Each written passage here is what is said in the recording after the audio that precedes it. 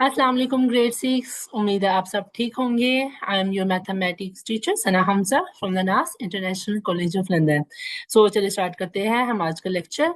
आपने देखा होगा कि हमने जो है अपनी जो रिमेनिंग चैप्टर थे उसमें से चैप्टर 8 जो है वो स्टार्ट किया हुआ है, जिसका नाम है इंट्रोडक्शन टू अलजेब्रा।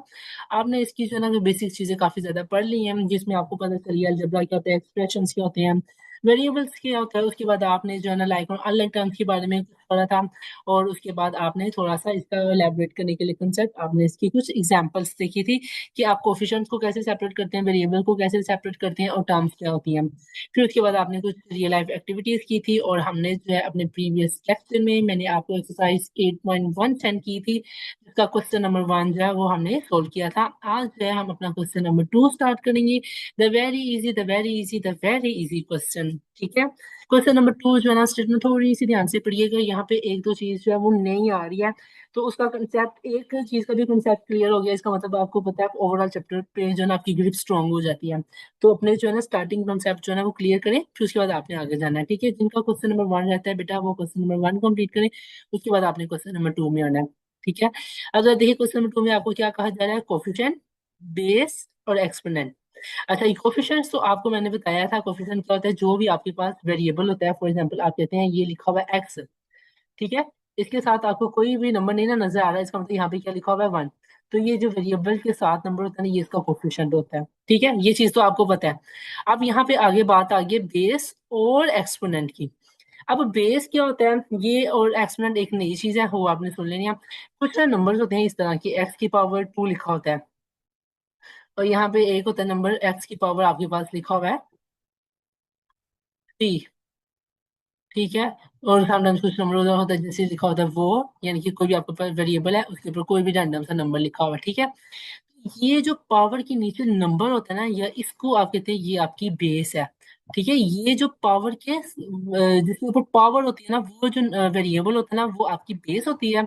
और ये जो पावर होती है ना, इसको आप एक्सपोनेंट बोलते हैं।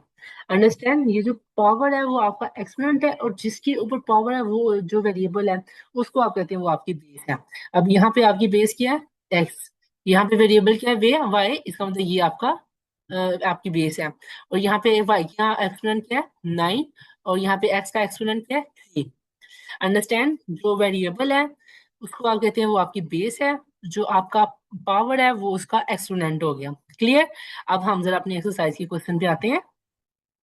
तो उसमें आपको यही कहा गया है, आपने नीचे कुछ एक्सप्रेशंस आपके पास हैं, और आपको कहा गया है आपने कोफिशिएंट, बेस और एक्सपोनेंट को ना सेपरेट सेपरेट करके लिखना है। तो एक दो क्वेश्चन मैं आपको करवा देती हूँ, तो बाकी जो है ना बेटा आपने खुद करने हैं। क्लियर। अब कैसे आप खुद करेंगे, ये देखिए मैंने इसको खुद सोल्व किया है। ये बेटा ये ना एक्चुअली में वो थोड़ा मिस प्रिंट हो गया, तो उम्मीद है आपको नजर आ रहा होना है। सिर्फ आपने ना वैल्यूज को ना वो सेपरेट करना है, मतलब कि आपने बताना है कि इसमें से कोफिशिएंट क्या है, इसमें से बेस क्या है, और इसमें जो एक्सपोनेंट क्या है। पहला क्वेश्चन था जो था वो था आपके पास 5x। ठीक है, ये मैंने लिख दिया। आपने बताना है इसमें कोफिशिएंट क्या है, बेस क्या है। इसको लिखने के दो तरीके हैं। ठीक है, एक तो ये तरीका है, आप यहाँ पे जो है ना टेबल बना रहे कोफिशिएंट का, बेस का और एक्सपोनेंट का। अब मुझे इस क्वेश्चन में बताएं कोफिशिएंट क्या है, यहाँ पे वेरिएबल के साथ क्या नंबर नजर आ रहा है आपको 5। तो ये जो 5 है ये आपको कोफिशिएंट हो गया। ठीक है, वेरिएबल यहाँ पे क्या है एक्स, इसका मतलब बेस आपकी यहाँ पे क्या हो गई एक्स। बेस एक्स के ऊपर कितनी पावर नजर आ रही है आपको, कोई नजर आ रही है बच्चे? नहीं ना, इसका मतलब जहाँ पे कुछ नहीं होता वहां पे आपका 1 होता है। ठीक है, तो इसका मतलब यहाँ पे आपका एक्सपोनेंट क्या हो गया 1। अब एक और क्वेश्चन करते हैं ताकि आपको थोड़ा क्लैरिफाई हो जाए क्वेश्चन। -6 के स्क्वायर, वेरिएबल यहाँ पे के है, के के साथ जो भी नंबर होता है वो उसका कोफिशिएंट बन जाता है, तो -6 इसका कोफिशिएंट हो गया। ठीक है, उसके बाद बेस, यहाँ पे पावर किसके ऊपर है, के ऊपर, इसका मतलब बेस आपकी के होगी। और यहाँ पे पावर कितनी आपको बताइए, या 2, इसका मतलब एक्सपोनेंट यहाँ पे क्या हो गया 2। Understand, easy. बस आपने क्या करना है, चीजों को सेपरेट करके लिखना है। ठीक है, अब जरा लास्ट वाला क्वेश्चन जो है, एक हम इस तरीके से भी क्वेश्चन कर सकते हैं, और एक जो है ना आप ना इस तरीके से भी कर सकते हैं, वर्टिकली जो है ना चीजों को डिफाइन करके। ऊपर वाले क्वेश्चन में आपने क्या किया था, हॉरिजॉन्टली लिखा था कि ये आपका कोफिशिएंट है, ये बेस है, ये एक्सपोनेंट है। तो एक आप तरीका ये है कि आप जो है ना इन चीजों को वर्टिकली भी लिख सकते हैं। जैसे आपका काम जो है वो नीट हो, ठीक है, कोशिश क्या करें अपना काम जो है ना वो नीट तरीके से जो है ना वो करें।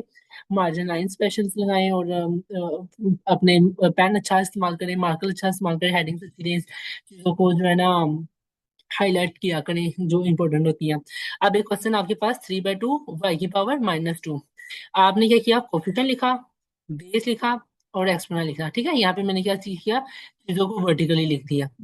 कोफिशिएंट वेरिएबल यहाँ पे क्या है, y, ठीक है। जो चीज हमें नहीं पता होती, जैसे आपको पता है ABCXYZ, ये आपका को वो होती है, ये आपकी ना वेरिएबल्स होते हैं। तो इसके साथ जो नंबर होता है ये आपका कोफिशिएंट है, ठीक है। तो यहाँ पे कोफिशिएंट क्या आ गया, 3/2।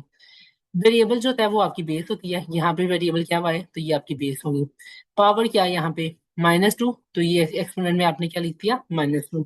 सिंपल, बस आपने क्या करना है, चीजों को जो है ना डिफ्रेंशिएट करना है। इस क्वेश्चन का मकसद यही है कि आपको जो है ना कोफिशिएंट का पता हो और बेस का पता हो और एक्सपोनेंट का पता हो। ये चीजें जो है ना बेटा आगे बार बार रिपीट होती हैं, तो जो है ना बच्चों को पता ही नहीं होता कि कोफिशिएंट क्या है।